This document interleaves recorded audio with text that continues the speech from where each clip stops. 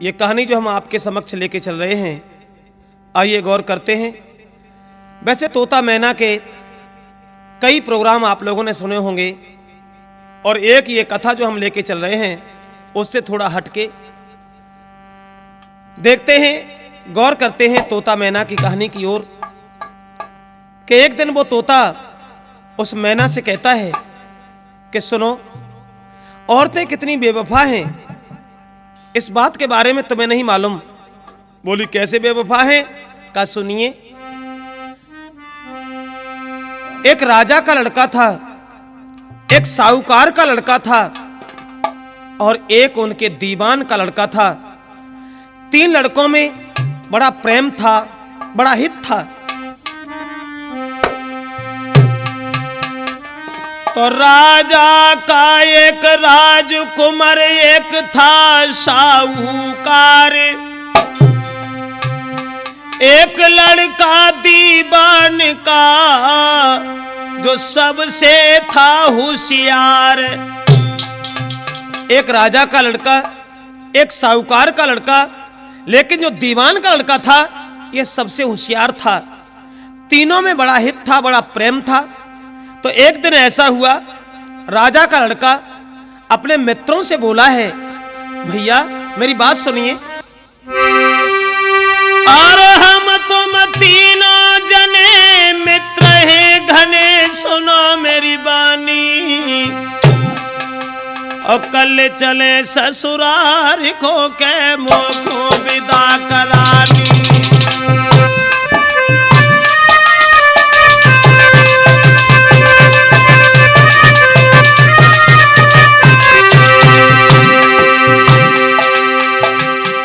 राजकुमार अपने मित्रों से, अपने साथियों से बोला है, ए हम तुम तीनों जने मित्र ही घने, सुनो मेरी बानी, सुनो मेरी बानी, हम कल चले ससुराल को के सुबह विदा करानी।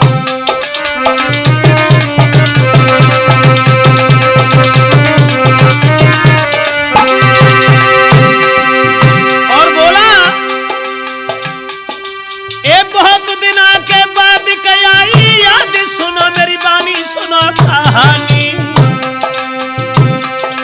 कोई रास्ता देखते हुए मेरी रानी, रास्ता देखते हुए मेरी रानी।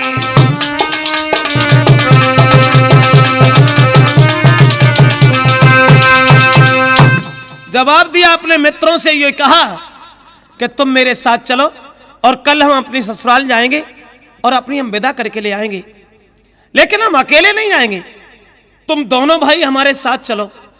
नतीजा यह हुआ साथियों, तीनों मित्र जो थे, राजकुमार की शादी होने के बाद काफी समय बीत गया था, तो उसकी विदा कराने के लिए एक साहूकार का लड़का, एक दीवान का लड़का और तीसरा वो राजा का राजकुमार, अरे घोड़न की करी सवारी,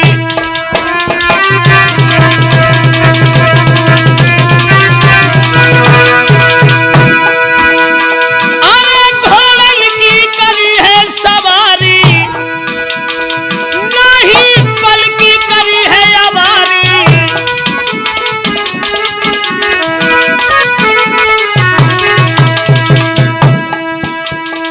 तीनों मगन भय दिल भारी, हाय ससुराल की राह निहारी।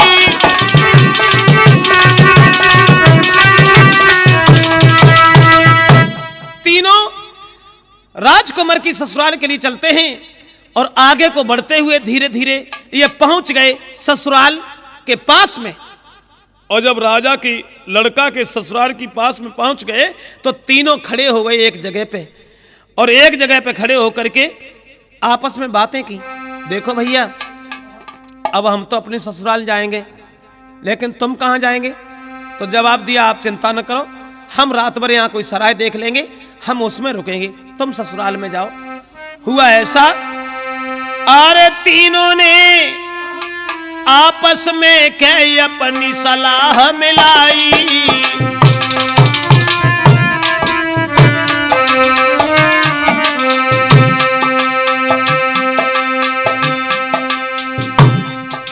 दीवान का लड़का बोला है, हे राजकुमार तुम तो जाओ ससुराल में, हम रुके कहीं पे जाई।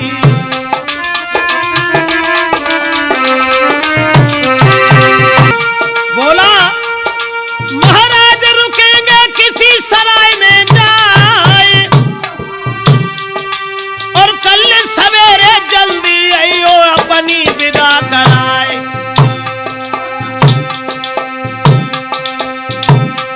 सोई छोड़ के अपने मित्रन को फिर को बेटा चल दीनो, सोई छोड़ के अपने मित्रन को जब बेटा चल दीनो।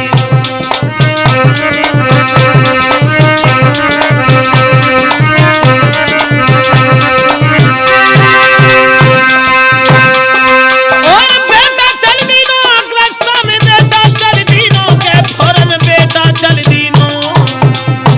सोई छोड़ के अपने मित्रन को जब बेटा चल दीनो।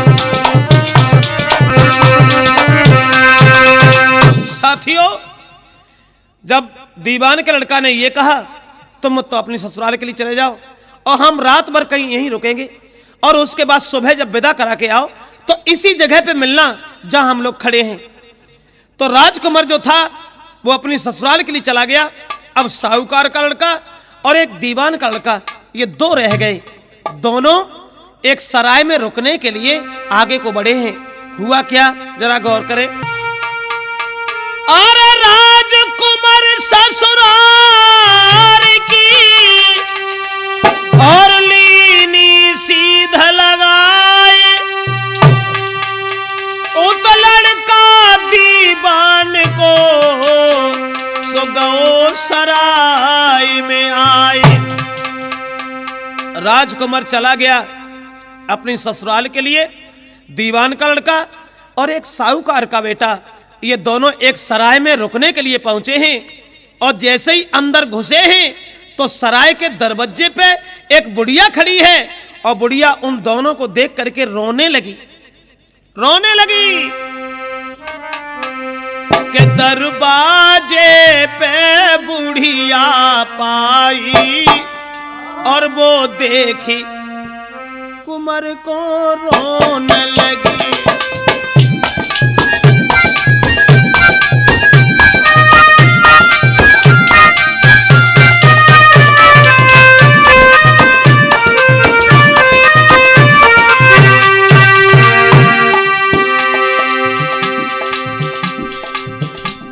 राजकुमार चला गया अपनी ससुराल में। इधर वो साहूकार का बेटा और एक दीवान का बेटा दोनों जैसे सराय में घुसे हैं तो दरवाजे पे एक बुढ़िया बैठी थी। दोनों की सूरत देख करके बहुत रोई।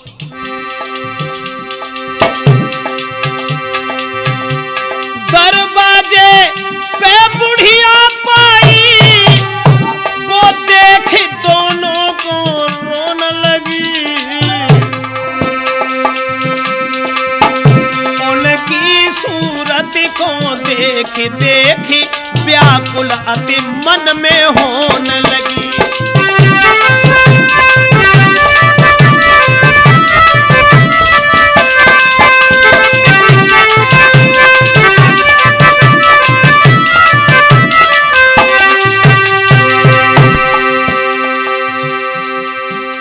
बहुत परेशान।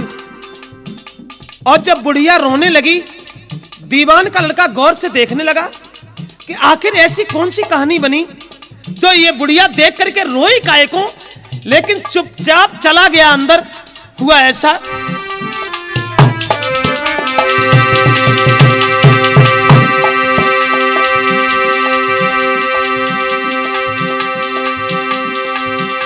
जब दोनों चले गए अंदर, तब साहूकार वरानो है। एक वेश्या की सूरत देखी तो हुई बैठो दीवानो है।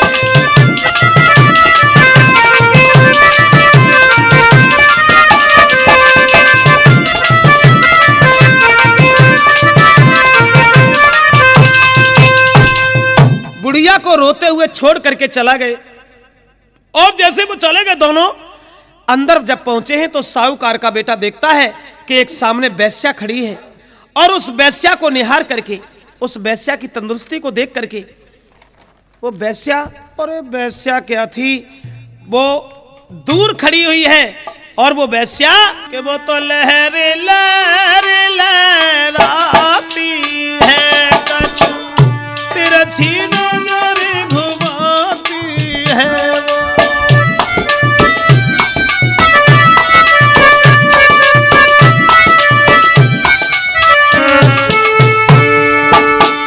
दूर से देखा साहूकार के लड़का ने कि वो वेश्या जो देखने में बहुत सुंदर है, नतीजा ये हुआ कि उसके सूरत के बंधन में फंस गया वो वेश्या। अरे लहर लहर लहराती है, हाय तिरछी नजर घुमाती है वो।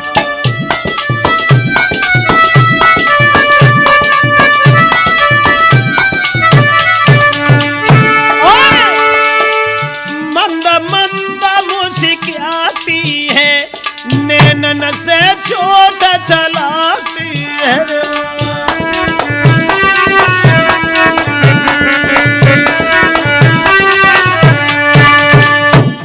जब देखा उस वेश्या को तो उस वेश्या को निहार करके वो लड़का उसकी सूरत पे बिल्कुल पागल हो गया, जो साहूकार का लड़का था, और अपने साथी दीवान के लड़का से कहता है कि भैया चाहे कुछ भी करो लेकिन इस वेश्या को किसी न किसी तरीका से मुझे मिला दो, क्योंकि इसके बिना हम जीवित नहीं रहेंगे। तो हुआ ऐसा कि दीवान का लड़का जो बहुत चालाक था, कोई न कोई उपाय करने के बाद और उस वेश्या को ले आता है समझा बुझा करके, और ला करके अपने मित्र साहूकार के पास छोड़ देता है। और वेश्या को अपने मित्र साहूकार के पास छोड़ करके उसे उस बुढ़िया का ध्यान आया कि जब हम सराय में घुसे थे तो बुढ़िया हमें देख करके रोई काहे को, चलो हम ये पूछेंगे कि ये रोई क्यों। तो कर वेश्या को पास में आई बुढ़िया की याद, और क्यों रोई मोई देख के हम जाए करें फरियाद। दीवान के लड़का ने सोचा चलो ये तो काम हमारा खत्म हुआ, वेश्या को तो हमने इसके पास छोड़ दिया, अब ये पूछे कि बुढ़िया हमें देख के रोई काहे को। धीरे धीरे चल दिया और दरवाजे पे पहुंचा और उस बुढ़िया से कहने लगा, माँ केवल हमें एक बात बताओ कि जैसे ही हम सराय में घुसे, जैसे ही हम दोनों भाइयों ने सराय में प्रवेश किया तो तुम हमें देख के रोई काहे को। बुढ़िया कहने लगी, बेटा तुम तो चले आए, तुम्हारा कुछ नहीं होगा, लेकिन बेटा एक बात मेरी सुन लो। अरे अपने मित्र को बेटा मेरे लिए जो याजू बचाई,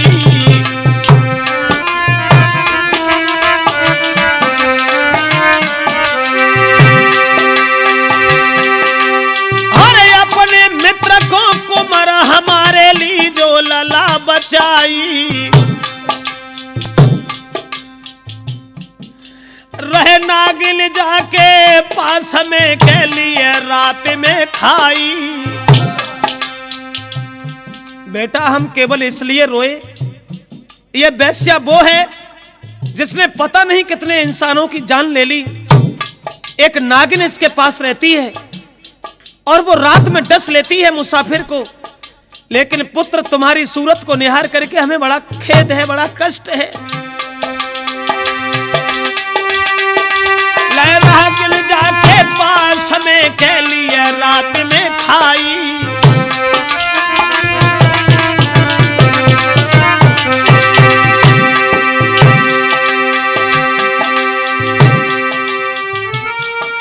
मेरे लाल प्रेम में नारी लेती फसाई,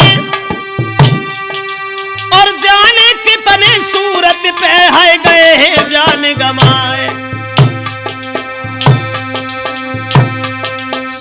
सुन के इतनी बात हो सबे ढाके उड़ी गए हैं। सोई सुन के इतनी बात हो सबे ढाके उड़ी गए हैं।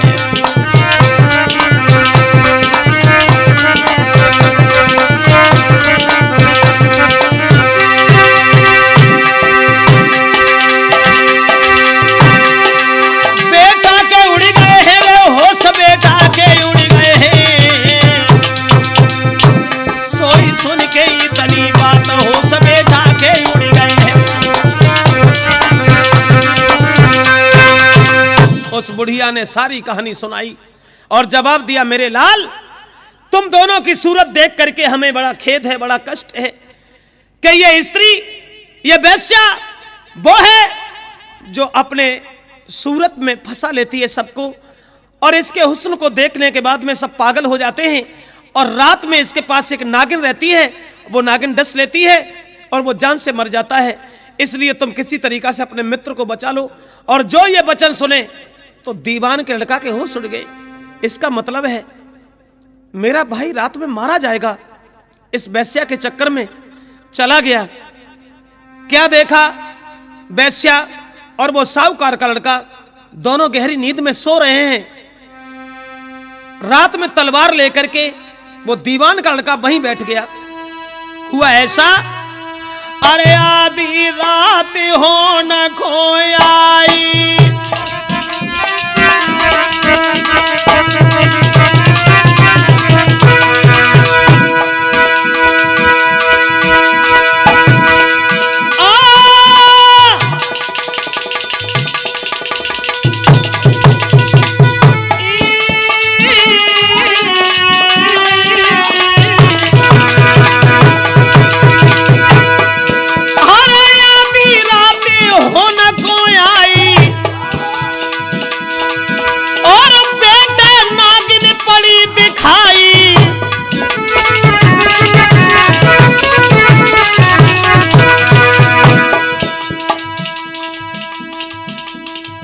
जब देखा कि हमारा मित्र सो रहा है और वो नागिन आगे बढ़ रही है अपने मित्र की रक्षा करने के लिए, बाने कस की तेग चलाई और नागिन दही मार गिराई।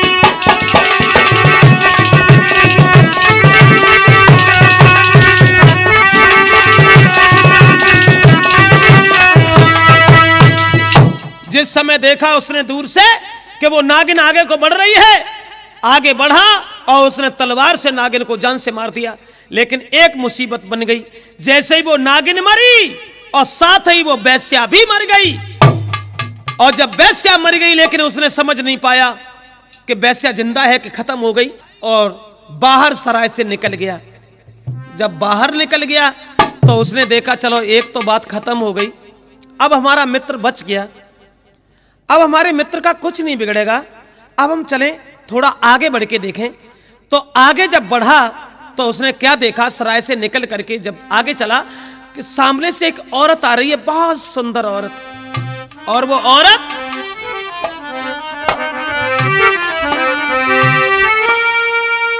और कर सोलह सिंगार, सुंदरी नारी के बढ़ी अगारी, और चले मधुरिया चाल रे के चितवन जाती न्यारी।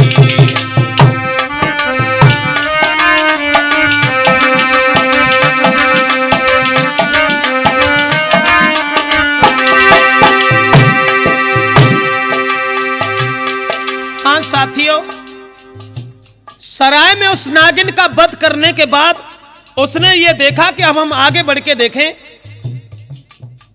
है क्या। तो उसने क्या देखा कि एक बहुत सुंदर लड़की आ रही है, बहुत सुंदर लड़की 16 श्रृंगार किए हुए धीरे धीरे धीरे धीरे रात में आगे को बढ़ती हुई जा रही है।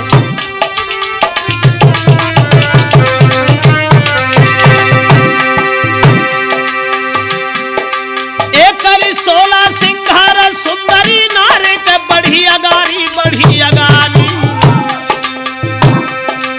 और चले मधुरिया चाल रे के चित बने जाकी न्यारी।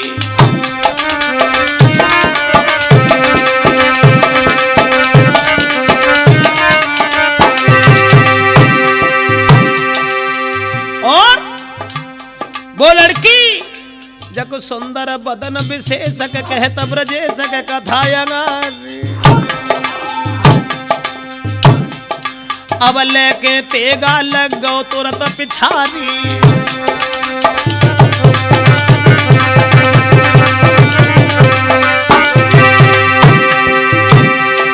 और सुंदर बदन विशेष कहत ब्रजेश कथायगारी कथायगारी। और लेके तेगा लगी गो तुरंत पिछारी।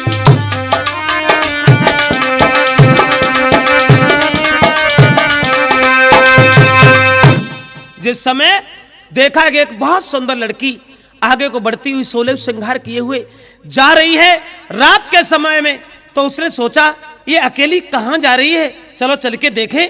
तलवार उठाई और उसी लड़की के पीछे पीछे पीछे पीछे चल दिया।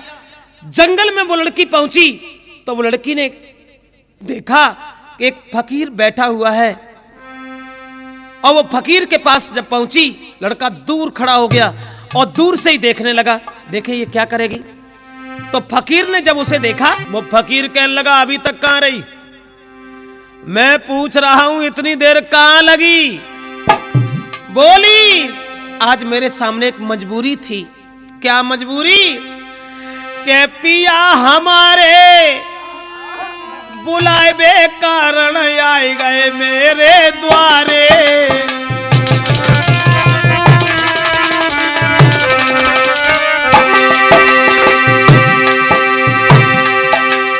और पति हमारे बुलाए बे कारण आए गए मेरे द्वारे। मैं तासे हुई गई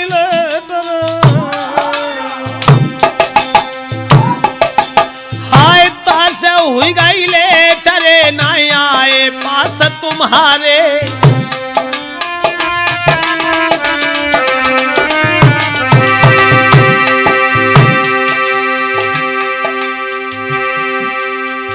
लड़की कहने लगी मुझे माफ कीजिए, आज हमारे पति हमें बुलाने के लिए आ गए हैं और वो घर पर रुके हुए हैं, इससे हमें आने में समय लग गया, इसलिए मुझे क्षमा कर दीजिए।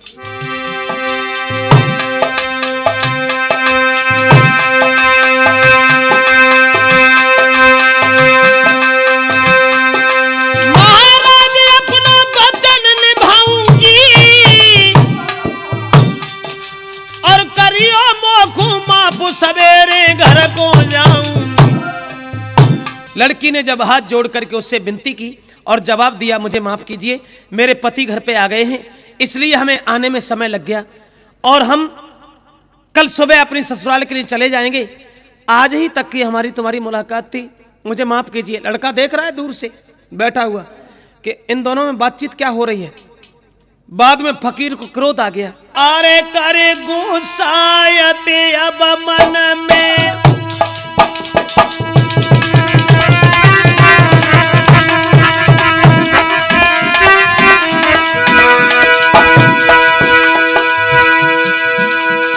अरे कर क्रोध के भारी मन में, तूने बहकाओ बातन में।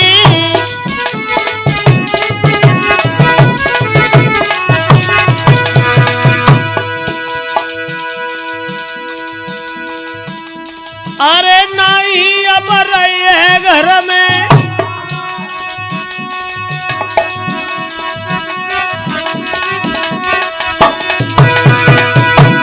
अरे नहीं अब रही है घर में, बस है अपने पति के उर में।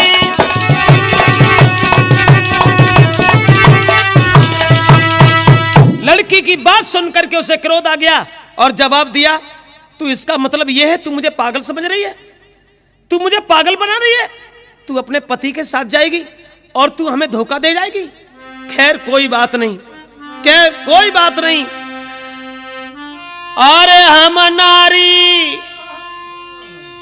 करके राखत रे, पर हुई गो पतन हमारो।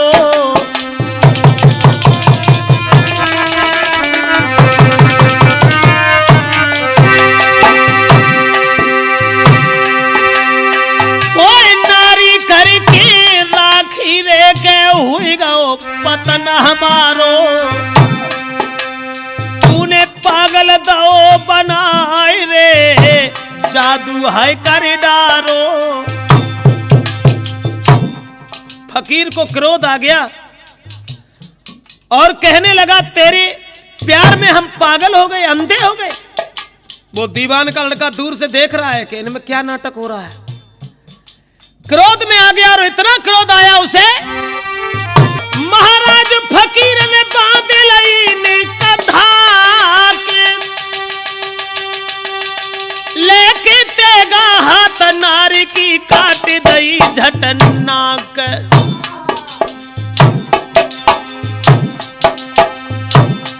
सोई रोए के नारी भजी पिछारी हुई गई ख्वारी है। सोई रोए के नारी भरी पिछारी हुई गई ख्वारी है।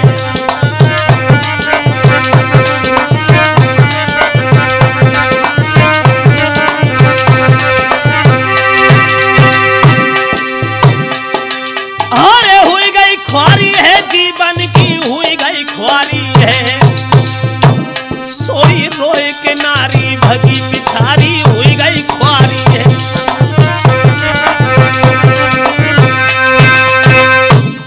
फकीर ने क्रोध में आकर के और उस औरत की नाक काट डाली, और नाक जैसे ही काटी वो औरत भागी और मन में ये सोचने लगी ये क्या हुआ, अब मैं कैसे कहूंगी कि ये मेरी नाक कैसे कटी। अगर मैं ये कहूंगी कि फकीर ने नाक काट डाली तो समाज में मेरी बदनामी होगी। मुझे ऐसा नहीं कहना है, मुझे अपने पति के ऊपर दोष लगा देना चाहिए।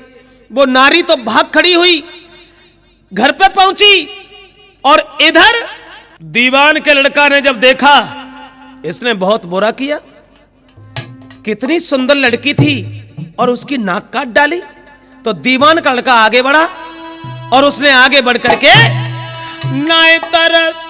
नाय दिल में तरस विचारो है, और कस के देगा मारो रे नाय।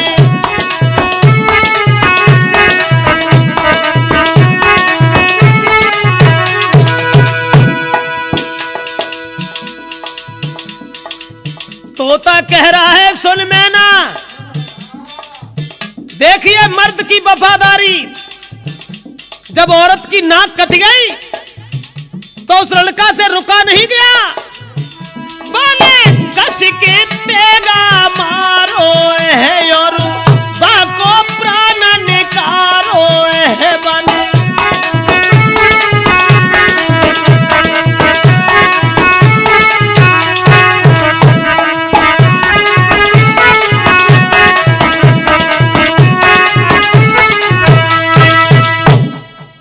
से उस दीवान के लड़का ने देखा कि इस लड़की की कोई गलती नहीं थी, लेकिन इसकी नाक काट डाली इसने। आगे बढ़ा और फकीर को उसने जान से मार दिया। जब फकीर को मार दिया तलवार लेके और आगे के लिए चला, और वो औरत जिसकी नाक कट गई वो आई भागती हुई जहां उसका पति सो रहा था, वह चिल्ला चिल्ला करके रोने लगी और कहने लगी मेरे पति ने मेरी नाक काट डाली, मेरे पति ने मेरी नाक काट डाली। अरे गांव के लोगों, परिवार के लोगों, अरे सुनते क्यों नहीं हो, मेरे पति ने मेरी नाक काट डाली। वो स्त्री अरे जब धरी के नारी चिल्लाई और सब जुड़ी गए लोग लुगाई।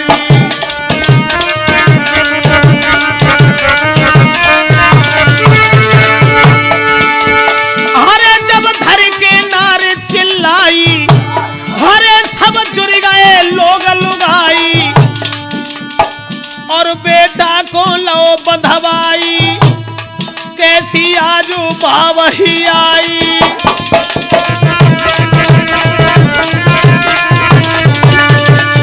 वो औरत जैसे चिल्लानी, तुरंत ही मोहल्ला के परिवार के सब लोग इकट्ठे हो गए और उसके पति को पकड़ के बांध लिया और जवाब दिया अभी तो रात है, सुबह जब होगा तब राजा के दरबार में ले चलेंगे। इसने अपनी औरत की नाक काट डाली। वो बार बार विनती कर रहा है, भैया मेरा कोई कसूर नहीं, मैं तो सो रहा था, मुझे यही नहीं मालूम कि ये सब हुआ कैसे। औरत चिल्ला रही है बार बार, नहीं नहीं इसी ने मेरी नाक काटी है। अब परिवार के लोग बोले कोई बात नहीं, सुबह राजा के दरबार में चलेंगे तब देखेंगे कि इसने ऐसा काहे को किया। अब इधर आ जाइए, गौर करते हैं आगे कि इधर वो दीवान का लड़का जो था उस फकीर का वध करने के बाद में तलवार उठाई और आगे के लिए चल देता है। तो गौर करते हैं, तोता कहने लगा, सुन मैना, मैं आज समझ में आया कि औरतें कितनी बेवफा होती हैं, औरतें कितनी बदचलन होती हैं। तो देखिए जब वो दीवान का लड़का और आगे बढ़ा, फिर आगे क्या हुआ जरा गौर करें।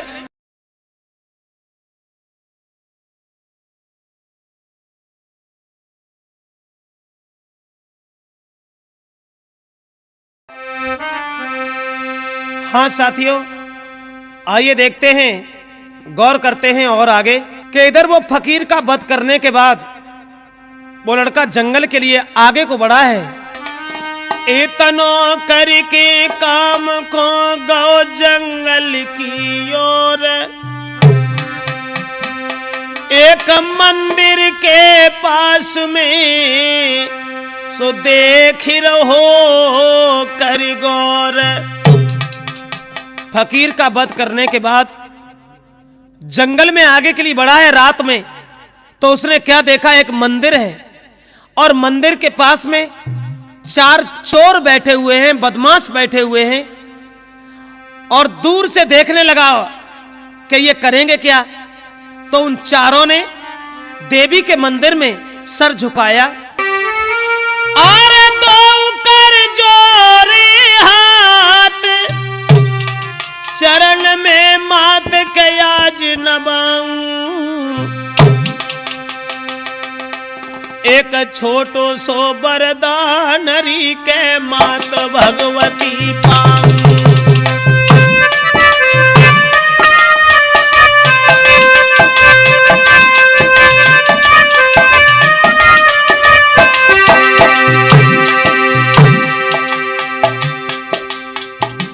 दूर से देख रहा है वो लड़का। वो चारों चोर जो थे, बदमाश जो थे, वो देवी के मंदिर में सर झुकाते हैं और विनती करते हैं, मोय मिले खूब धन माल जाऊं तत्काल, न देर न लगाऊं, न देर लगाऊं। राजा की बेटी की मैं भेंट चढ़ाऊं, राजा की बेटी की मैं भेंट चढ़ाऊं।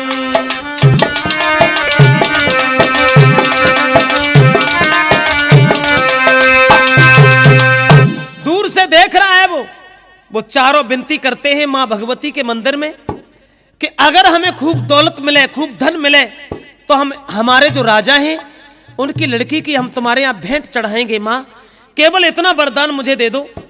तो वो चारों चले गए और वो वहां बैठा रहा, देखता रहा आखिर ये होगा क्या, ये करेंगे क्या। तो तोता कहता है, सुन मैना, औरत कितनी बेवफा है।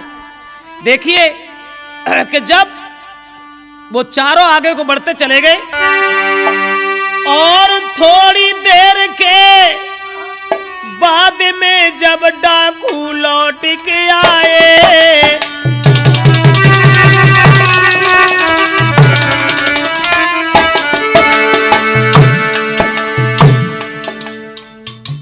देखा उस दीवान के पुत्र ने,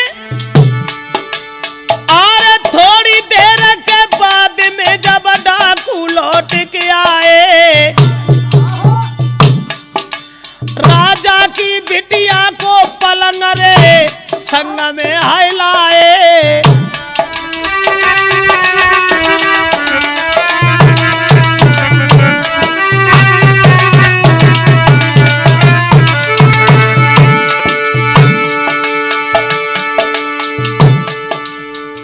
जो देवी मां के मंदिर में ये कह के गए थे, अगर मुझे खूब दौलत मिली, खूब धन मिला, तो हम राजा की बेटी की वल चढ़ाएंगे। तो वो चारों राजा के बिटिया को पलगा संग लेके आए।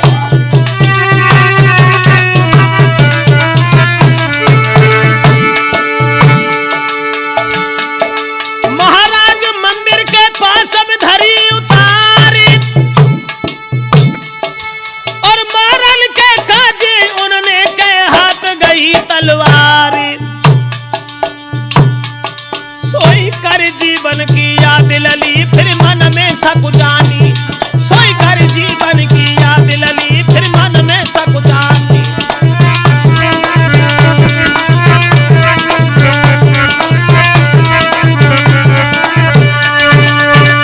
देखिए विधि का विधान, वो दूर से देख रहा है।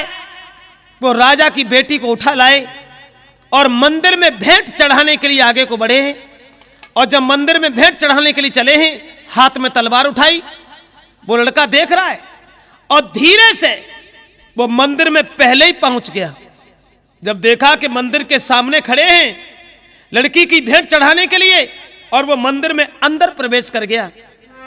लड़की अपने आप को अकेले में देखती है, उसके पास कोई उसका सहारा देने वाला नहीं है। तीन अलग बैठे हैं, एक भेंट चढ़ाने के लिए गया तो लड़की रोने लगी और सोचने लगी, परमेश्वर क्या मेरी गलती थी, क्या मेरी भूल थी। हे मां, मेरी ऐसी कौन सी भूल थी जो आज हम तुम्हारे यहां मरने के लिए आए हैं। रोई गई ठाड़ी सुकुमारी, कोई सम्मुख मोती निहारी।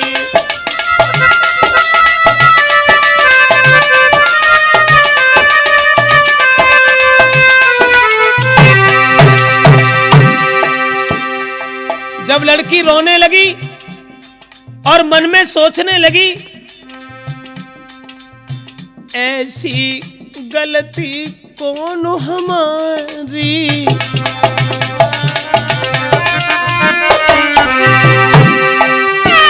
ऐसी गलती कौन हमारी, जाबे बिना कसूर के मारी।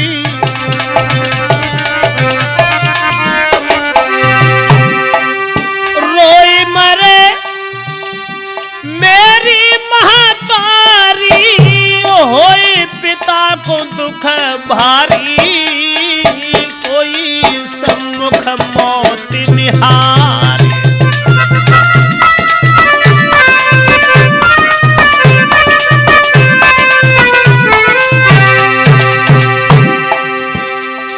सामने मौत को निहार करके लड़की रोने लगी और सोचने लगी, मां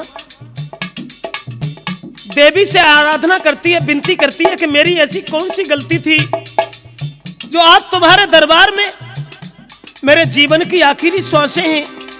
क्या करूं, क्या करूं। विनती करे चरण सिर नावे, विनती करे चरण सिर नावे।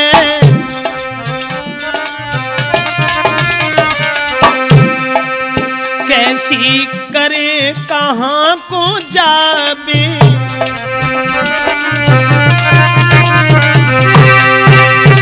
अपने मन की मैं किन्हें सुनाबे।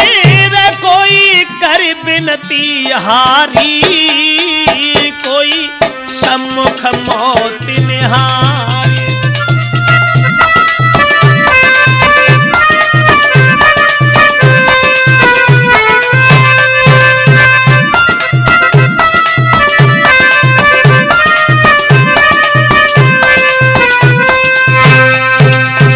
वो लड़की रोती रही, लेकिन उन्होंने कोई बात नहीं सुनी और लड़की को मारने के लिए खड़ा कर लिया। और जब खड़ा कर लिया, हाथ में तलवार उठाई, क्योंकि हम तुमसे कह के गए थे कि अगर मुझे काफी दौलत मिलेगी तो मैं राजा की बेटी की भेंट चढ़ाएंगे। लड़का देखता रहा, दीवान का खड़ा रहा, और उसके बाद उससे ये देखा नहीं गया। फिर अरे बने कस के तेग चलाई और तीनों झट मार गिराई।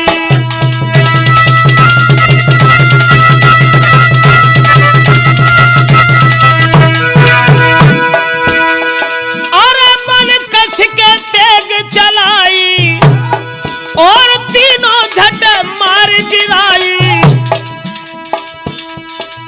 और बिटिया को लोई उठाई, हाय मंदिर के बीच छुपाई।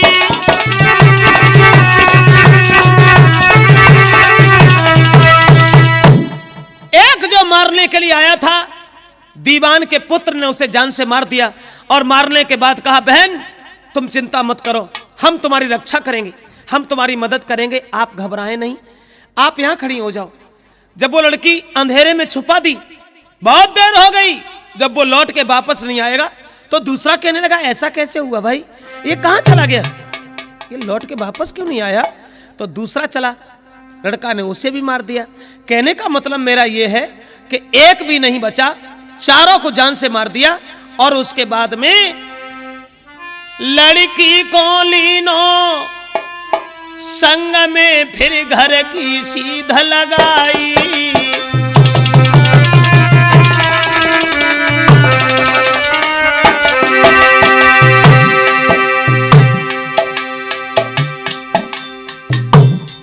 तोता कहने लगा, सुन मैना, कैसी वफादारी थी पुरुष की, उसने उस लड़की को बचा लिया और उन्हें मार दिया।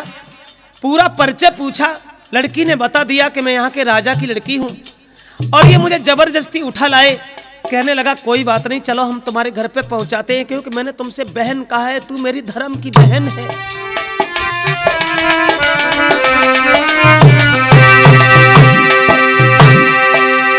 कन्या को लीनो साथ में फिर घर की सीध लगाई। और लेके आगे चल दो रे, लेके आगे चल दो रे, नाई पल की देर लगाई।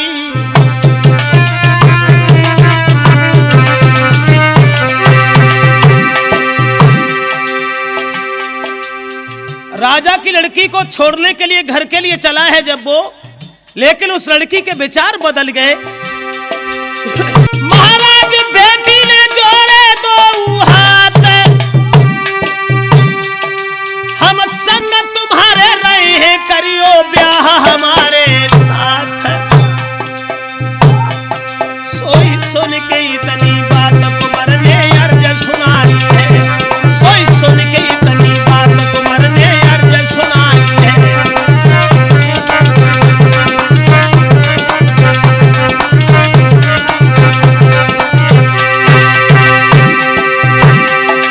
और अर्ज सुनाई है रे कुंवर ने, अर्ज सुनाई है रे लला ने बात सुनाई है, सोई सुन के इतनी बात।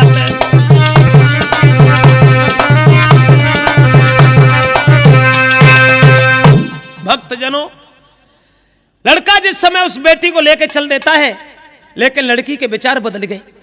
और रास्ता में उस लड़की ने दीवान के लड़का से कहा, मेरी बात सुनिए, मैं तुमसे क्या कहना चाहती हूँ, तुमने मेरी जान बचाई है, बहुत बड़ा एहसान किया है, मैं तुमसे विवाह करना चाहती हूँ, तुमसे शादी करना चाहती हूँ, तुम मुझसे शादी कर लो। लड़का कहने लगा, पागल हो गई क्या है, जब मैंने तुम्हें बहन कहा तो बहन जब हमने कह दिया तो बहन के साथ शादी करें, ना ना ना, गलत बात है।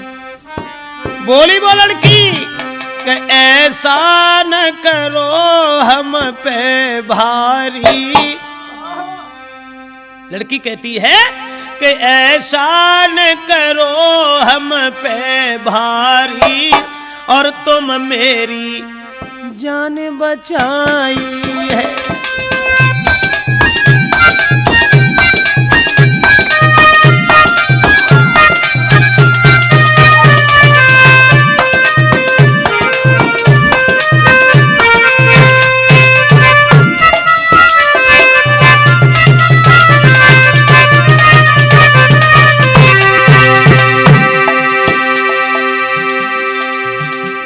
कह रहा है, सुन मैना, कहा उस बच्चे ने जान बचाई, और आज वही लड़की बोली, ऐसा न करो तुमने भारी जो मेरी जान बचाई है। तन मन तुम पे सब जार चुकी, मेरे संग में करो सगाई है।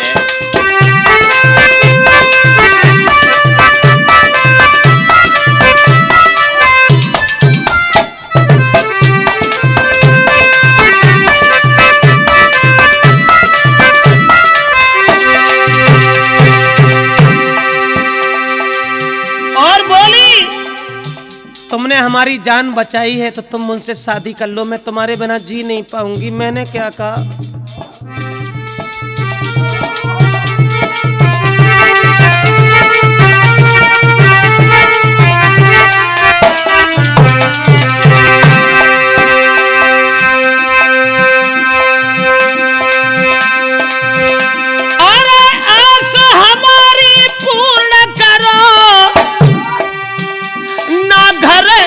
चलो बुलाई है, अपने आंगन में ले चलियो, मेरे संग में करो सगाई है।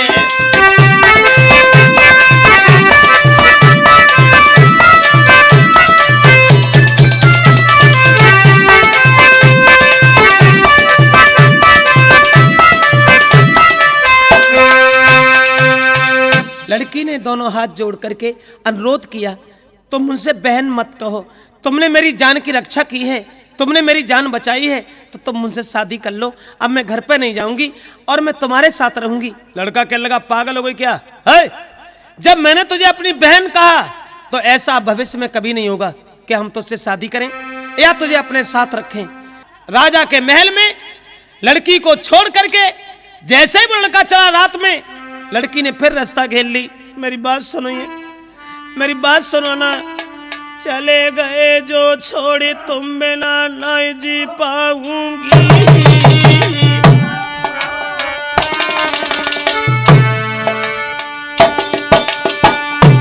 बोली, अरे चले गए जो छोड़े तुम बिना नहीं जी पाऊंगी, और मानो मेरी बात के घर में जाने गमाऊंगी रे, संग में लियो लगाई है, और अपने आंगन में चल के कर लियो सगाई है।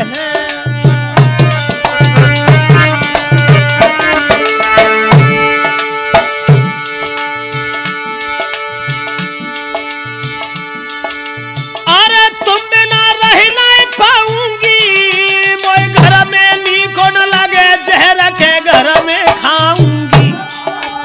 एक बात और सुन लो, अरे बात जो नहीं मेरी मानोगे, अरे बात जो नहीं मेरी मानोगे, दूंगी शोर मचाए, बाद में तुम पछताओगे।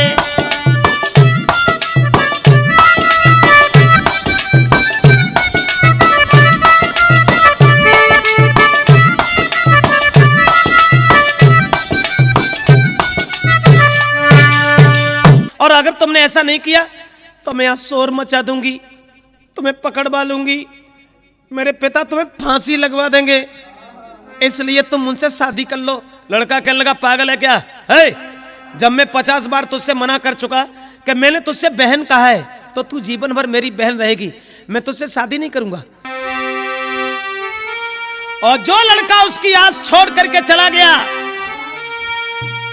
तो लड़की ने चिल्लाई के कीनो है अति शोर, पहरेदारो तुम चलो मेरे घर में घुस गाओ।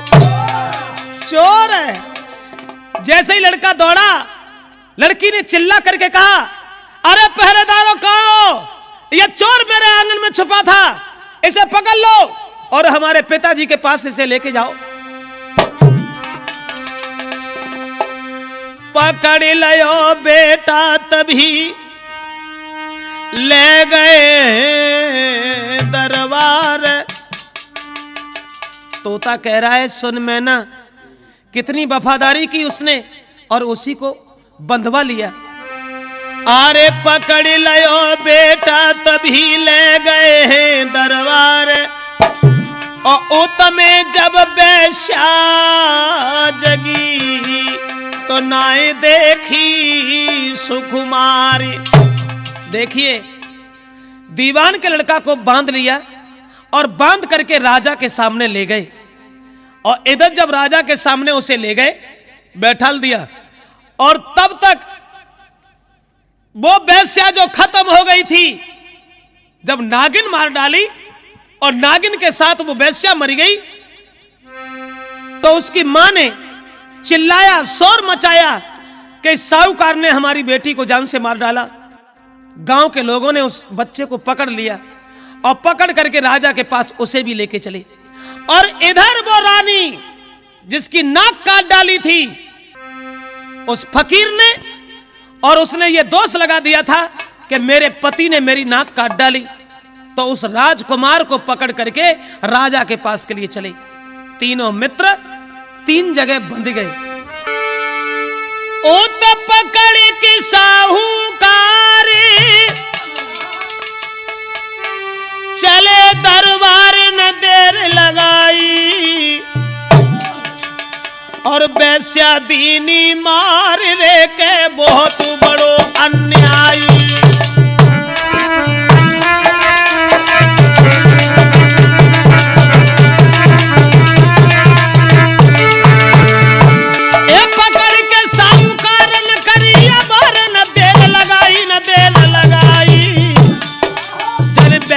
डारी मार रे के बहुत बड़ो अन्यायी।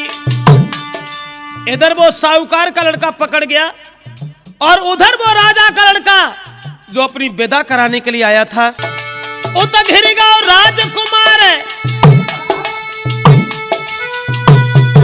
उतर घिरेगा और राजकुमार रोई रही नारी खूब चिल्लाई, खूब चिल्लाई। हाय मेरे पत्नी मेरी नाक कटाई, मेरे पत्नी लई है नाक कटाई।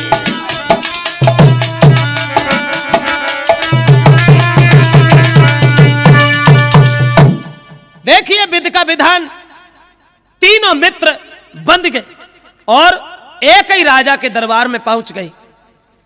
साहूकार का लड़का यह कहा कि तूने वेश्या का वध किया है, पकड़ करके उसके सामने, राजा के सामने खड़ा कर दिया।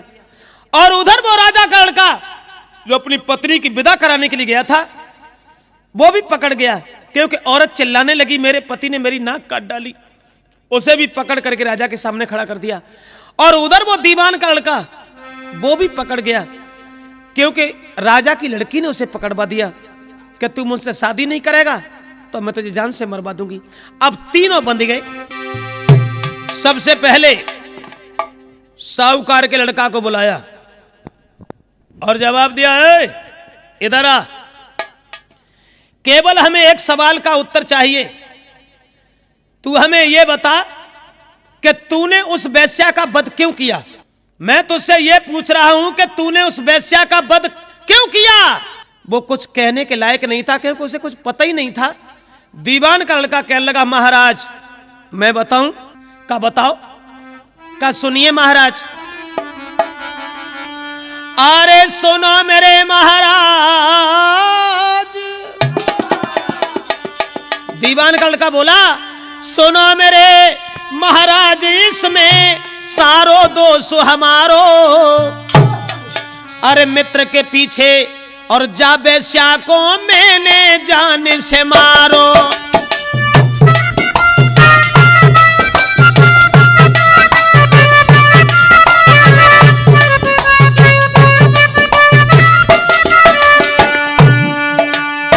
साहूकार का लड़का कहने लगा, हमारे मित्र का कसूर नहीं है, दोष मेरा है, क्योंकि अगर इस वेश्या का किसी ने वध किया है तो मैंने किया है महाराज।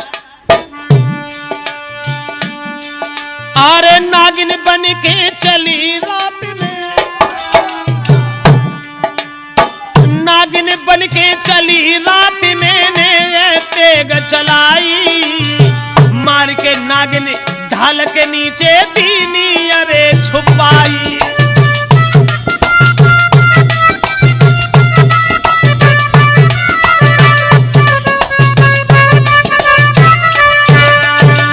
माफ कीजिए श्रीमन, ये दोष इसका नहीं है, दोष मेरा है, क्योंकि मैंने इस वैश्या का वध किया है। ये मेरा मित्र है। रात के समय एक नागिन चली और नागिन ने मेरे मित्र को जैसे ही डसना चाहा, मैंने इसे मार दिया, और जैसे ही नागिन को मारा ये वैश्या खत्म हो गई। इसमें इसका कोई दोष नहीं है। और अगर तुम्हें हमारी बात पर विश्वास नहीं है तो आप दिखवा लीजिए उस सराय में जहां नागिन ढाल के नीचे अब भी छुपी हुई है।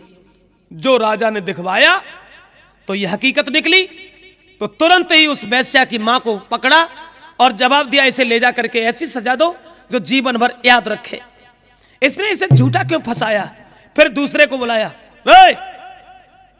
राजकुमार से कहा, बेटा इधर आओ, यह तुम्हारी पत्नी है, तुम्हारी औरत है, और तुमने अपनी स्त्री की नाक काहे को काटी? मैं सवाल कर रहा हूं कि तुमने अपनी औरत की नाक क्यों काटी? उसे कुछ मालूम ही नहीं था, वो खड़ा का खड़ा रह गया। दीवान का लड़का कहने लगा, महाराज सुनिए, इसका भी उत्तर हम ही देंगे। नाक इसने नहीं काटी, बात ये है, ये जो औरत खड़ी है जो अपने पति के ऊपर दोष लगा रही है, अरे जाकी फकीर के संग में यारी,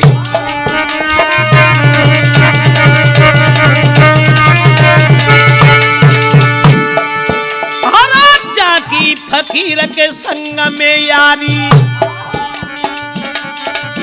और बाने जीवन दो है बिगारी। इसका दोष नहीं है महाराज, इस लड़की का हित है एक फकीर से। मैंने रात में देखा उस फकीर ने इसकी नाक काटी, और इसके बदले में मैंने दुष्ट को तीनों मारी, चाहो तो बन में ले निहारी।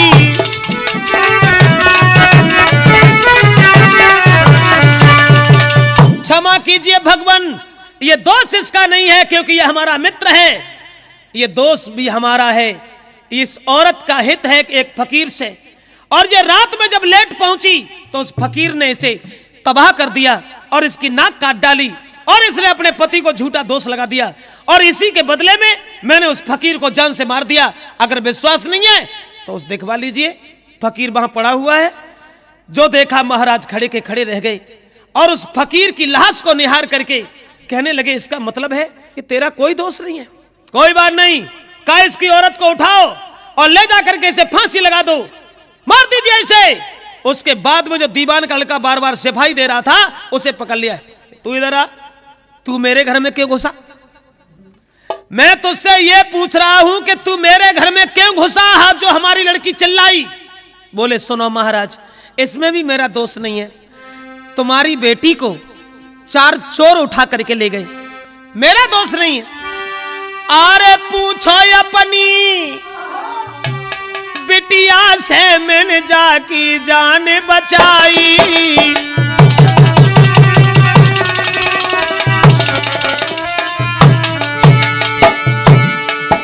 अरे पूछो अपनी बेटी से मैंने जाकी जान बचाई। तुम्हारी लली के खातिर रे डाकू दे गिराई।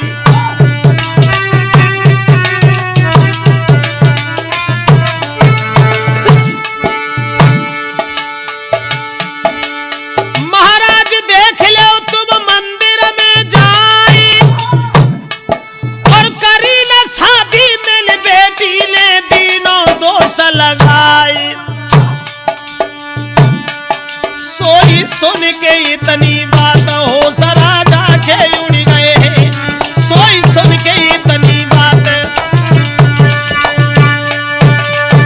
सारी कहानी जब सुनी तो उन्होंने अपनी बेटी को ही पकड़ करके सजा दी और उन तीनों को छोड़ दिया और जवाब दिया, बेटा माफ करना, मैं समझ गया कि तुम्हारा कोई कसूर नहीं है। तो तोता कहता है, सुन मैना, औरत कितनी बेवफा होती है।